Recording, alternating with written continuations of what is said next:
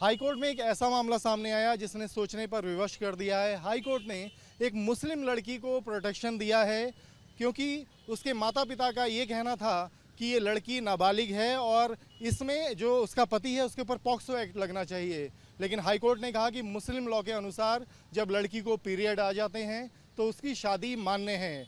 इसी मसले पर हमारे साथ बातचीत के लिए हैं अधिवक्ता अश्वनी उपाध्याय जी, जिन्होंने यूनिफॉर्म सिविल कोड को लेकर सुप्रीम कोर्ट में याचिका दायर की हुई है। और यूनिफॉर्म सिविल कोड कहता है कि एक देश एक कानून। सर, बड़ा अलग सा मामला है कि हिंदुओं के लिए कानून अलग है, मुस्लिम के लिए वो कानून अलग हो जाता है। जब ये ऑर्डर है हाईकोर्ट से कि एक मुस्लिम लड़की जिसको पीरियड्स आ गए तो हाईकोर्ट ने माना कि वो नाबालिग नहीं है, उसकी शादी मान्य है, तो इसको आप कैसे देखते हैं और क्या इस मामले में आगे आपकी एक राय है?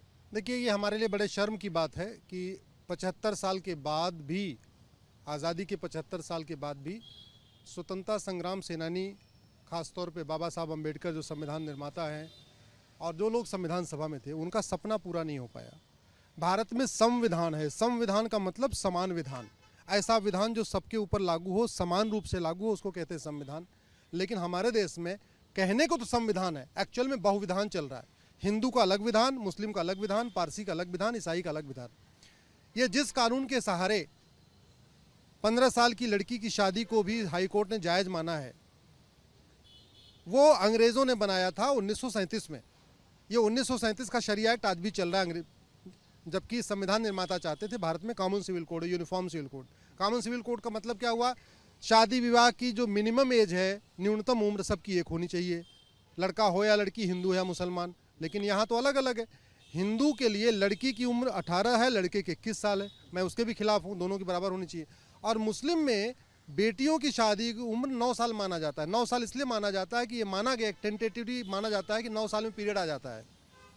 तो पीरियड अगर 9 साल में आ गया तो लोग 9 साल शादी को, यानी ये 10 साल की बच्ची अगर शादी कोई उठा ले जाए और उससे ज़बरदस्ती निकाह कर ले तो कोर्ट ये कहेगी भाई इसका निकाह हो गया, इस्लामिक लॉ के हिसाब से हुआ, इसलिए तो जायज़ है। तो इसलिए मैं कह रहा हूँ ये ख़त्म होना चाहिए इस देश में। अब दूसरा ये भी हो रहा है कि 15 साल की बच्ची अगर निकाह कर ले तो वो निकाह हुआ, और दूसरी तरफ अगर 15 साल के लड़के, हिंदू लड़के खिलाफ शिकायत हो जाए तो बलात्कार हुआ, उसके ऊपर पॉक्सो का मुकदमा चलेगा। अगर किसी लड़की का पिता ये कह दे भाई 15 साल की लड़की इसके साथ शादी कर लिया है, लड़का हिंदू है, और जाके बलात्कार का मुकदमा दर्ज करा दे, तो पुलिस मजबूर है FIR लिखने के लिए।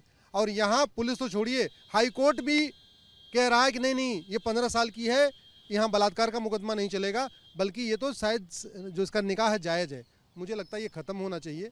हम आज़ादी का अमृत महोत्सव मना रहे हैं, 75वीं वर्षगांठ मना रहे हैं, और इस देश में आज भी शरिया एक्ट चल रहा है, अंग्रेज़ों का बनाया हुआ। क्रिश्चियंस का अलग कानून चल रहा है, हिंदू का अलग चल रहा है, पारसी का अलग चल रहा है। शादी विवाह की उम्र अलग अलग चल रही है, गुजारा भत्ता सबका अलग अलग है, तलाक लेने की प्रक्रिया सबकी अलग अलग है, तलाक का ग्राउंड सबका अलग अलग है, विरासत का अधिकार सबका अलग अलग है, वसीयत का अधिकार सबका अलग अलग है, गोद लेने की प्रक्रिया सबकी अलग अलग है, गोद लेने का अधिकार सबका अलग अलग है। ये ख़त्म होना चाहिए और एक कॉमन सिविल कोड आना चाहिए। अश्वनी जी, कहीं ना कहीं मानवता के भी खिलाफ है। एक मुस्लिम महिला जो 9 साल की आप बच्ची बता रहे हैं, उसको पीरियड्स आ जाते हैं, तो ये तो मध्यकालीन युग वाला हालात है जो हम आज भी फेस कर रहे हैं। मैं तो यही कह रहा हूँ कि कॉमन सिविल कोड से हिंदुओं को कोई फ़ायदा नहीं है। हिंदू में बेटी और बेटे को बराबर अधिकार मिला हुआ है, इसलिए कॉमन सिविल कोड आए ना आए हिंदुओं पे कोई फ़र्क नहीं पड़ता। कॉमन सिविल कोड से जो सबसे ज़्यादा जो बेनिफिट मिलेगा वो मुस्लिम लड़कियों को मिलेगा सबसे ज़्यादा। और दुर्भाग्य आप देखिए कि मुस्लिम कम्युनिटी के नेता ही कॉमन सिविल कोड का विरोध कर रहे हैं।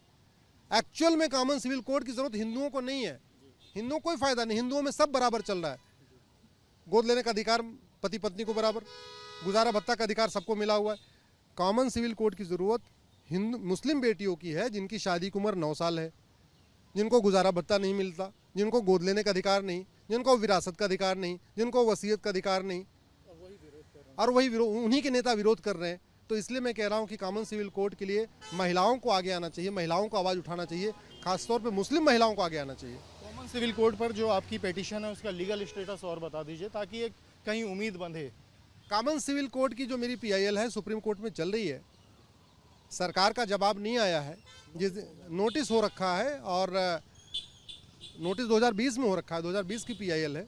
उसके पहले मैंने हाई कोर्ट में अलग अलग PIL फाइल किया था। तो मेरा तो ये मानना है कि सरकार का जवाब आ जाए तो सुप्रीम कोर्ट डायरेक्शन पास कर देगा। शुक्रिया।